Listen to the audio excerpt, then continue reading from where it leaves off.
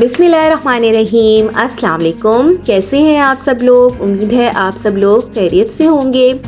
आज मैं आप लोगों के लिए पराठे की रेसिपी लेकर आई। ये थोड़े डिफरेंट पराठे होते हैं, बहुत मज़ेदार। इनको हरे पराठे भी कहा जाता है और ये जो है बथुए के साग से बनाए जाते हैं। आप यकीन करें, ये पराठे खाने में इतने लजीज, ग़िज़ाइयत से भरपूर और सेहत से भरपूर होते हैं। आम पराठों से डिफरेंट होते हैं और बेइंतहा हेल्दी होते हैं। इसमें जो चीज़ मिलाई जाती है वो हमारे लिए सेहत के एतबार से भी बहुत अच्छी है।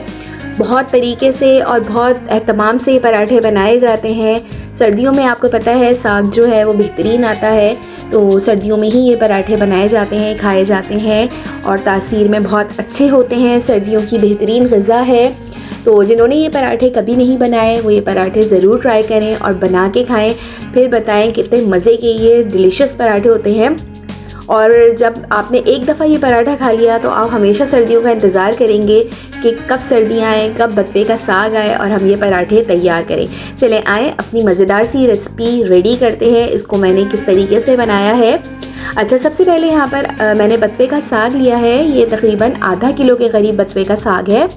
इसके मैंने सबसे पहले पत्ते अलग कर लिए हैं। इनकी डंठलें नहीं जाती हैं, सिर्फ इनके पत्तों की ज़रूरत होती है। ये बथुए के साग के पत्ते हैं, सिर्फ आप इनको पत्तों को अलग कर लीजिए।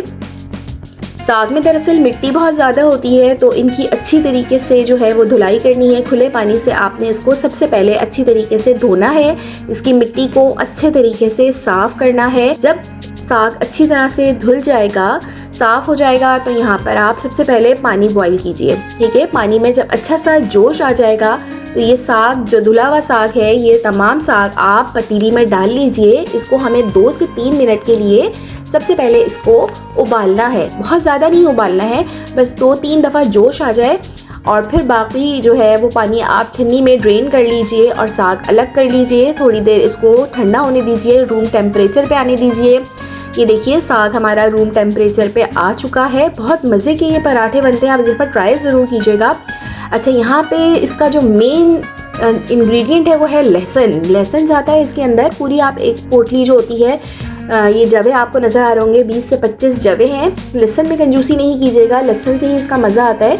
ये आपने लहसुन इसमें शामिल कर लीजिए और मिर्चें आप अपने हिसाब से, यहाँ गोल मिर्च का इस्तेमाल किया जाता है तो 6 से 7 मैंने गोल मिर्च ली है। लाल गोल मिर्च, अच्छी फ्रेश रेड कलर की, वो भी मैं इसमें शामिल कर लूँगी।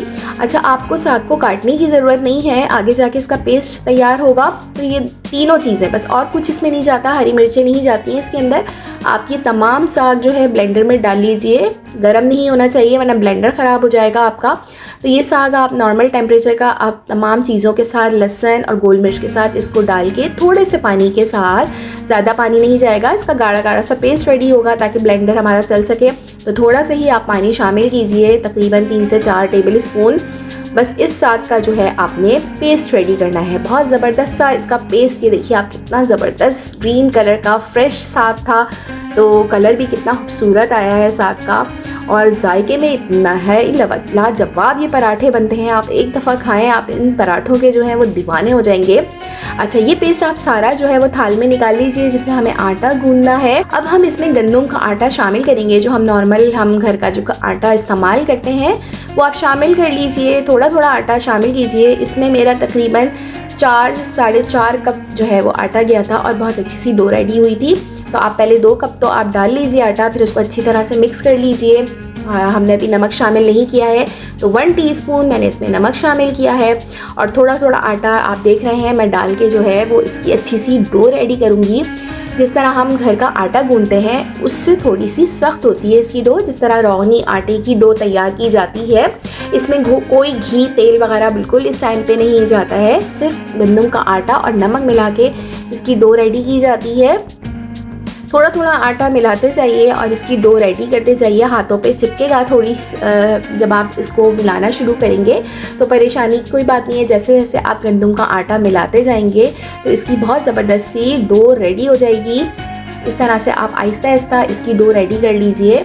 ये देख सकते हैं आपके डो रेडी हो गई है, ना बहुत ज़्यादा सख्त है ना बहुत ज़्यादा नरम है। एक नॉर्मल सी डो हमें रेडी करनी है और जो है इसमें लहसुन का और लाल मिर्च का फ्लेवर इंतहाई बेहतरीन, बहुत मज़े का आता है। मैं आपको बता नहीं सकती, इतने मज़े के ये पराठे बनते हैं। जिसने खाए हुए ये पराठे मुझे कमेंट बॉक्स में ज़रूर बताइएगा क्या आप लोगों के घरों में ये बथुए के पराठे बनाए जाते हैं, और जिन घरों में नहीं बनाए जाते वो आज ही जो है वो रेसिपी देख के बथुए के पराठे बनाइए। आप लोग इन पराठों के जो है वो दीवाने हो जाएंगे। तो ये देखिए डो हमारी बहुत ज़बरदस्त रेडी है। इस तरह की डो रेडी होनी चाहिए आपकी। अच्छा, पराठे बनाना तो बहुत ही आसान है, जिस तरह से हम नॉर्मल पराठे बनाते हैं इस तरह से आप पेड़ा ले लीजिए पराठे का। इसमें हल्की सी खुश्की लगती है, ज़्यादा खुश्की नहीं लगाई जाती है। इसी तरह से पेड़ा आपने लेके हल्की सी खुश्की लगा के इसको बेल लीजिए, जिस तरह हम नॉर्मल पराठा बनाते हैं। इसमें कोई बल वगैरह की ज़रूरत नहीं होती है, नॉर्मल जिस तरह रौनी रोटी तैयार की जाती है बिल्कुल इसी तरीके से इसका पराठा बेला जाता है। थोड़ा सा थिक होता है पराठा। बस तवा आप अपना हल्का सा जो है वो घी लगा के इसको ग्रीस कर लीजिए तवे को, और ये जो हमने पराठा बेला है ये आप तवे पे डाल दीजिए। पराठा डालने के बाद यहाँ चिमटे से इस पे इस तरह से जो है वो निशान लगा लीजिए, कट्स लगा लीजिए। ये इस पराठे की खूबसूरती भी है, और जो है नीचे की लौ ऊपर आराम से भी पहुँच जाती है, सिक जाता है पराठा। की आँच पे ये पराठा सेका जाता है, बहुत जल्दी बन जाते हैं। जब एक तरफ से जो है वो पराठा सिक जाए तो इसको आप पलट लीजिए।